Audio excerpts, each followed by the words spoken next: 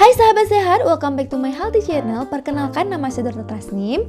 Hari ini saya mau ngebahas sesuatu yang lagi happening banget, yang lagi viral banget, yaitu masalah coronavirus. Dimana coronavirus ini telah mencemaskan seluruh dunia, bahkan kita di Indonesia. So, videonya jangan di skip ya, agar kalian mendapatkan informasi yang jelas dan lengkap. Yuk langsung saja kita mulai videonya. Tapi sebelum kita mulai videonya, jangan lupa di like, comment, subscribe, dan tekan tombol lonceng agar kalian mendapatkan informasi seputaran kesehatan dan kecantikan selanjutnya. Coronavirus ini yaitu suatu keluarga virus yang sudah ditemukan sejak lama sekali, yaitu pada tahun 1960-an, di mana pertama kali ditemukan yaitu human coronavirus 229E. Di sini kalian bisa lihat. Kemudian ditemukan lagi human coronavirus OC43. Kemudian sejak saat itulah keluarga coronavirus mulai diidentifikasi, yaitu pada tahun 2002 sampai 2003 dunia pernah dihebohkan juga dengan penemuan virus corona ataupun coronavirus, yaitu SARS-CoV ataupun SARS coronavirus, yaitu ditemukan di Cina, di mana melalui kelelawar, kemudian ke musang, kemudian ke manusia, di mana gejala-gejala yang ditimbulkan yaitu seperti batuk kering, demam, menggigil, dan sesak nafas. Kemudian pada tahun 2004 ditemukan lagi coronavirus, yaitu dengan kode HCOV-NL63. Kemudian pada tahun 2005 ditemukan lagi HKU1. Pada tahun 2012 mulai diidentifikasi lagi yaitu virus corona, yaitu MERS, ditemukan di Timur Tengah, di mana cara penularannya itu juga dari kelelawar, kemudian ke unta, kemudian ke manusia gitu. Di mana gejala-gejalanya ini lebih parah lagi daripada SARS dan lebih banyak lagi memakan korban, di mana gejala-gejalanya itu seperti batuk, demam, kemudian gangguan pernafasan, dan diare. Berarti udah ada 6 coronavirus.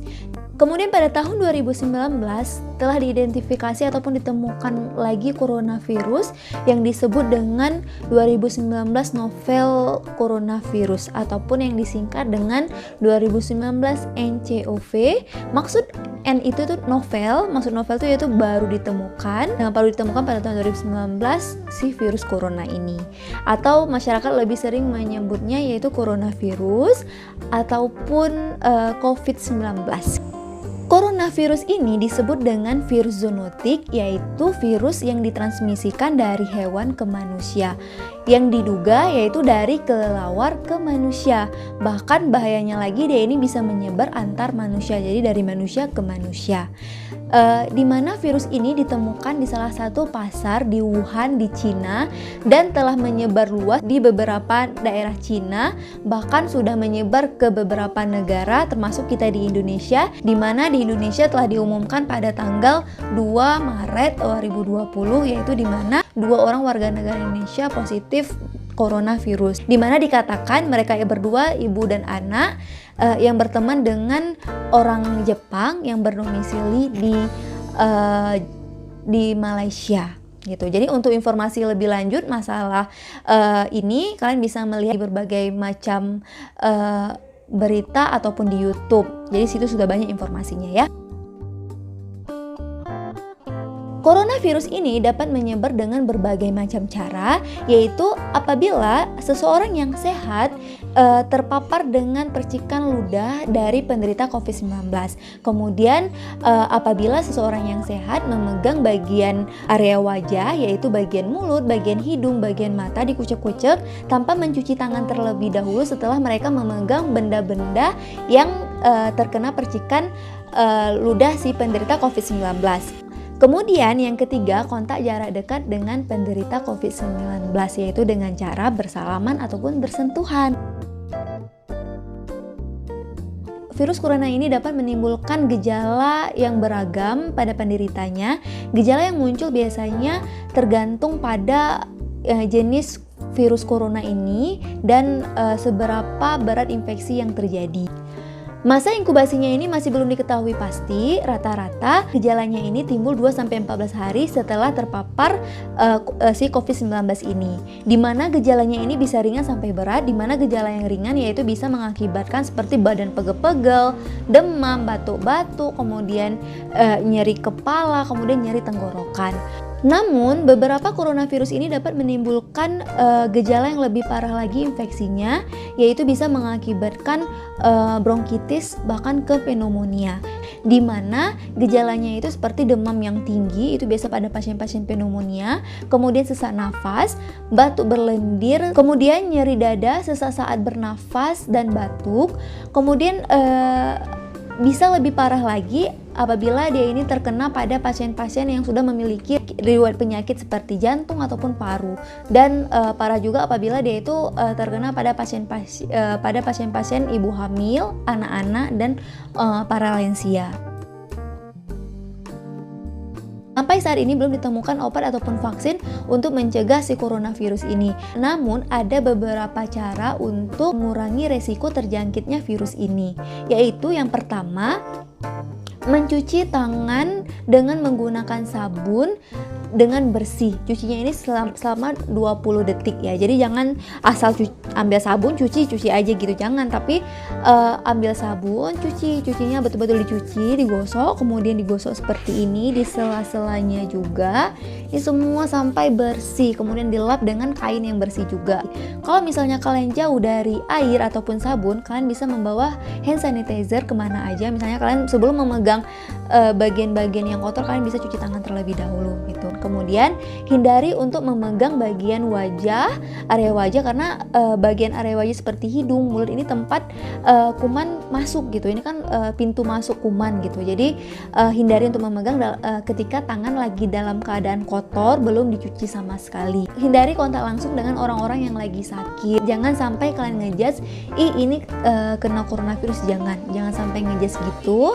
Hindari sesopan mungkin gitu ya. Kemudian yang keempat, hindari menyentuh hewan liar ataupun unggas liar. Kemudian membersihkan dan mensterilkan tempat yang sering kalian gunakan, yaitu seperti gagang pintu, kemudian bagian meja, ataupun kalau misalnya kalian lagi di luar itu seperti tombol lift, itu kalian sterilkan dulu ataupun kalian bersihkan dulu, ataupun eskalator yang kalian pegang, karena kita nggak tahu kuman itu ada di mana gitu ya kan. Kemudian yang keenam, tutup bagian mulut dan hidung kalian dengan menggunakan tisu apabila kalian bersin ataupun batuk. Kemudian tisunya dibuang ke tong sampah, jangan sampai kalian buang sembarangan. Ataupun kalau kalian nggak ada tisu, kalian bisa batuk ataupun bersin itu dengan menggunakan bagian bahu gini misalnya.